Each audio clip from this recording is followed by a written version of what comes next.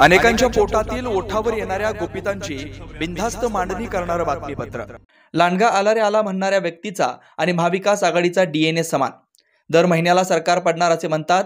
आता 10 जानेवारी म्हणताय, पण 10 जानेवारी नंतर ही सरकार पडणार नाही। पण विधानसभा निवडणुकीत महाविकास आघाडी अशी पडेल की पुन्हा उभे राहण्याच्या पात्रतेची राहणार नाही। राहुल गांधी पंतप्रधान पदाचे उमेदवार सांगणं म्हणजे संजय राऊत हे नरेंद्र मोदी यांना अप्रत्यक्ष मदत करतात। राहुल गांधी पंतप्रधान होणार म्हटलं की मतदान भाजपला जातं। ममता बॅनर्जी यांना हे कळलंय, त्यामुळे त्या राहुल गांधी यांच्या मागे गेल्या नाही।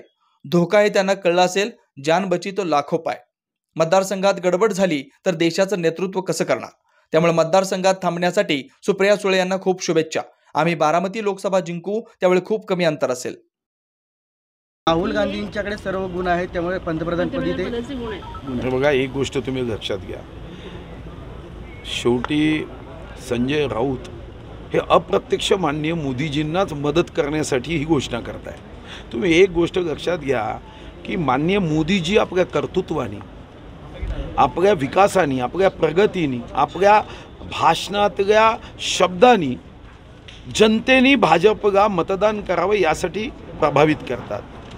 पण मी राहुल गांधीजींना धन्यवाद देईन, ते त्यांच्या शब्दांनी, त्यांच्या भाषणाने लोकांना भाजपला मतदान करण्यासाठी मजबूर करतात। त्यामुळे राहुल गांधीजी देशाचे पंतप्रधान होणार असा भाव व्यक्त केल्याबरोबर हे दीदी ममतांना समजलं, म्हणून ते राहुल गांधींच्या मागे उभे राहिले नाही। जेव्हा की आज त्यांच्याकडे शिवसेना उद्धव बाळासाहेब ठाकरे यांच्या पक्षापेक्षा जास्त खासदार आहेत, पण त्यांनी सुद्धा राहुल गांधींचं नाव घेतलं नाही। त्यांच्या लक्षात आहे की राहुल गांधीजी पंतप्रधान होणार असं म्हटलं तर मग मतदान भाजपकडे जास्त जाते। एक शिवस्मारक तुम्ही करणार होता आणि त्याशिवाय वाघ नक्याच्या ऐतिहासिक संदर्भात लंडनहून आणणार होता, या दोन्ही प्रश्न नाही। आता तिथं जे मी कबरीचं जे अतिक्रमण पॉईंट 22 हेक्टरमध्ये होतं ते काढून टाकलं, कारण 29 जुलै 1953 पासून शिवभक्ताची ही मागणी होती। खरं तर याकडे धार्मिक नजरेने काही लोक बघतात, काही तुष्टीकरणाच्या नजरेने बघतात, मताचे लाचार असणारे नेते मताच्या दृष्टिकोनातून बघतात। खरं तर हा धार्मिक विषय नाही। रावण अत्याचारी होता, व्यभिचारी होता।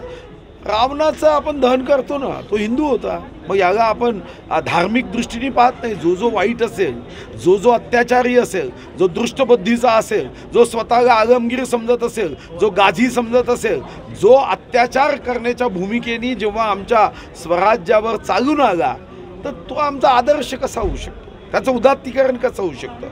जेव्हा आपण त्या ठिकाणी 5 नोव्हेंबरला हा विषय माझ्याकडे आला, 10 नोव्हेंबर 2022 हा महाशिवप्रताप दिवस होता।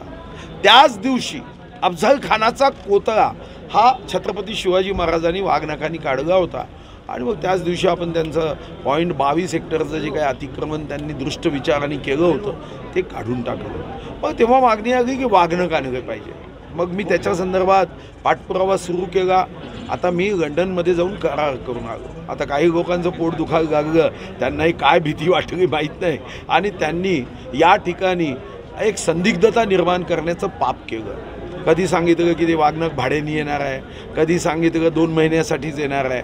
वाघनख 3 वर्षासाठी येणार आहे। एकदा आपल्या देशात आल्यानंतर आपण प्रयत्नही करणार आहोत की ते स्थायी स्वरूपामध्ये आमची संपत्ती आहे। जे वाघनख पाहिल्यावर आमच्यामध्ये ऊर्जा निर्माण होईल, आमच्या हृदयामध्ये एक वीरतेचा भाव निर्माण होईल, आणि त्यासाठी आपण ते आणणार आहोत।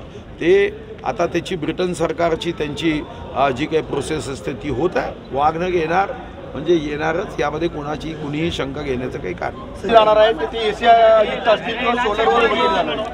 साधारणतः महाराष्ट्राला एक भव्य दिव्य अभिमान वाटावा असा सांस्कृतिक वारसा आहे।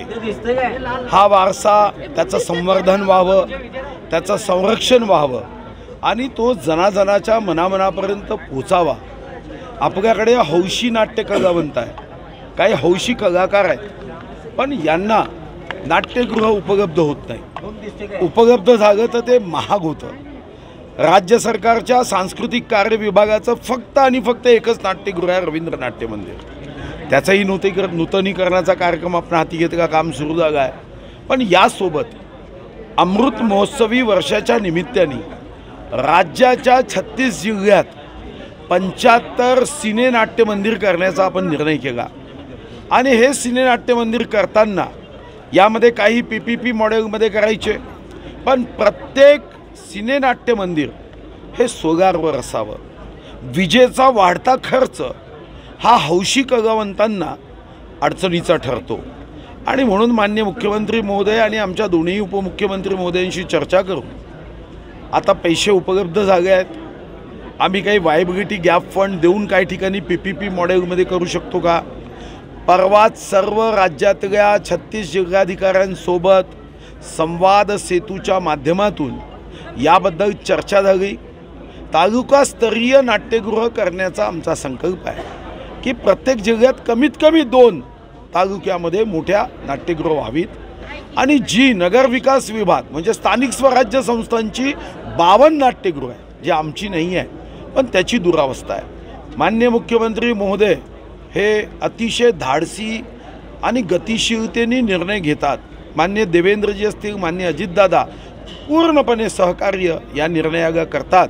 नगरविकास विभागातून आपण काही निधी उपलब्ध करून घेणार आहोत की स्थानिक स्वराज्य संस्थेमध्ये अतिशय जर्जर दुर्दशा झालेल्या या नाट्यगृहांना अजून ऊर्जिता अवस्था यावी यासाठी सरकारच्या वतीने स्थानिक स्वराज्य संस्थेलाही निधी आपण देणार आहोत. यासोबत हा आपला सांस्कृतिक महावारसा पोचावा, त्या ठिकाणच्या स्थानिक कलावंतांना संधी मिळावी म्हणून प्रत्येक जिल्हास्थानी यावर्षी एक विशेष बाब म्हणून आपण 2 कोटी रुपये जिल्हाधिकाऱ्यांना उपलब्ध करून दिले आहेत आणि त्यांनी आपल्या जिल्ह्यामध्ये हा महासांस्कृतिक वारसाच्या निमित्ताने 5 दिवसीय कार्यक्रम आयोजित करायचा आहे. यासोबत राज्याभिषेकाचं हे 350वं वर्ष आहे.